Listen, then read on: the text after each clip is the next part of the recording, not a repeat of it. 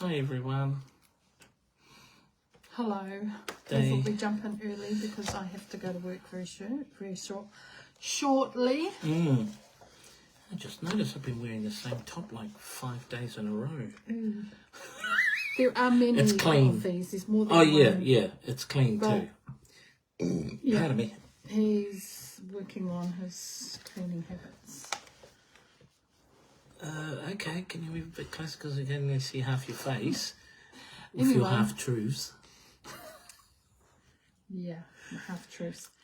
Chapter 31. Very Hope wow. you're reading along Woo! with us. Hope you're enjoying the reading too. Yeah.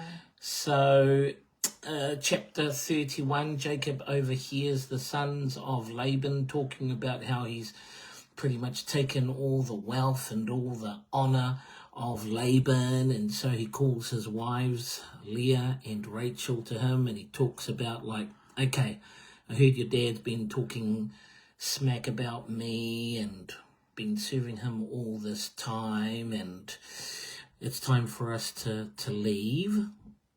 And what else? Yeah, he noticed. Yes, how he changed that the countenance or his attitude, Laban's attitude towards Jacob has changed over the years. And then when he's talking to Leah and Rachel and talking about, man, I've done nothing but serve 20 years in total, changed the wages on me 10 times, and if he said, okay, it's the speckled ones, then it would be the speckled ones, and if it was the striped or the striped ones, then it'd be striped. And then Leah and Rachel talking about, well, he's pretty much, is there any inheritance left for us? He's pretty much spent all the money that you paid him for us, and do what God tells you to do. Yeah, that was... And then, as they're packing up and leaving, Rachel, man, following in her husband's footsteps, takes one of the gods or the little idols and hides it. And then, so they take off. And then after 3 days, Laban hears about this. Hears that Jacob and his wives and all the servants and cattle and everything have left without even... saying goodbye, and so he chases and overtakes him near Gilead, the hill, Mount Gilead, and that's where they have a bit of a confrontation there, because Jacob, Laban is saying to Jacob, hey, why did you leave? You didn't even allow me to do a proper farewell and feast and there for my daughters and my Doesn't he have a dream granddaughters. before that? Yes, he had a dream. God shows him. Yeah, that's right. Do not speak ill. Yes, do not speak ill of Jacob. And even earlier than that, when he was talking to Rachel and Leah, that Jacob was also telling them about a dream that he had about the rams. Rams. And so Laban, when he pursued and with that in mind, the dream where God said to him, don't speak to him good or bad, and then Laban's going on about, hey, you took off and da-da-da-da-da. I want to say goodbye to my daughters. Yeah, my grandkids, and you know what, it's in my power to do you harm, but I had a dream and your God was saying to me, do not speak good or bad of him, because it will not end up well with you, and one of my gods is stolen. And then Jacob's talking, telling him about, all these years that I served you faithfully and I didn't do anything. And even when your sheep or one of your cattle that died, I replaced it out of my own flock, or I worked for it. And so that's part of the reason why. And if you find the person who's taken this idol, then feel free to take their life, not knowing when he said that it was his own wife, Rachel. And so Laban went and And she dies not long after. Well, that's not even in this chapter. But, it's power of words. And so Laban goes and searches the tents of Jacob, of Leah, and then when he comes to Rachel's tent, interestingly enough, and she's sitting on the saddle, which is... tent? On the camel. On the camel. And, no, it's in her tent, wasn't it? I'm sure it was on the tent. And she says, I can't get off my camel. Yeah, I can't get off because of the custom of women. How many times have our sisters used that one over the years. Also. And so Laban goes back and he can't find it, and then Jacob gets on at him about, yeah, see, I told you, suck a G, and la. And so they make a covenant at Mizpah, and set up a pile of stones there, and talking about, okay, you will not pass this marker, and vice versa. Talking about, yes. Covenant between the two, and then Jacob forms a place of worship. And before Laban leaves, after all that, he blesses his children and grandchildren and returns to his homeland. Yeah. A very interesting reading, a lot going on. Very rich and complex, and a lot of drama. God, right up there. Oh, just as when you think about Shakespeare or anything like that, man, nobody does drama like what? like God. Yeah, I can't see how this book could be boring, because it's, you know, when you're using your imagination and you're picturing what's going on. And we had an interesting conversation, which is interesting, talking about male, women and men, just at the kitchen table before. Albert, as a beautiful woman, talking about, wow, he had it okay, didn't he, Jacob? Being able to sleep with all these women. Yeah, he did. And you said what? I was reflecting on like Adam and Eve, how Adam wasn't very good with giving instructions or making Eve aware that we do not eat that thing, and how it's after the fall of man, how men, Jacob today, he never says, oh no, I can't sleep with that lady, I love you too much, or I can't have this, he never questions it. So it's kind of like the similar thing with Eve. She's like, oh, here, have this to eat, and he's like, oh well, I'll just eat it. There's no back and forth conversation. It was just. But then, or was that of that time that men just had more than one wife? Even though it was in God's instruction at the very beginning, it was just leave and cleave to your wife. I think it's interesting though, we were talking about that, and I don't know when in the Bible they stopped having multiple wives. I'm not sure if even. Well, yeah, in some, okay, not even going to go there. But when you were asking, like, how was he able to do that? And I was thinking, well, like the different types of love, you have the eros, which is the sensual, as opposed to the agape love. Or is that God, the love of God? I think. Bunny trail. Yeah, but the different types of love. What's that got to do with this? Well, like having multiple wives. Well, I just thought his heart was with Rachel. Yeah. His heart was with Rachel, and with the other wives fulfilling a need to procreate, maybe. Yeah. I might be just digging myself a bigger hole, so I'll just climb back out of the hole. But yeah, climb out. It's pretty. We didn't even talk about the eros or the something that came to mind now. Thank you, Holy Spirit.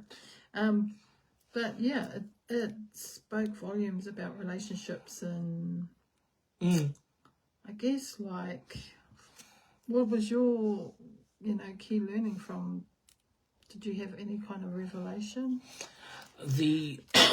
I think trusting God and trusting the process, about how Jacob already knew the promise of God to him through his father and grandfather, and that in spite of the 20 years of serving, and I'm sure a few mumblings over those 20 years, 14 years just to serve for the wife that he loved, but all the things that happened and the disputes and the change of Laban's face towards him, I think being steadfast in the promise of God for your life when it seems around you everything is saying otherwise.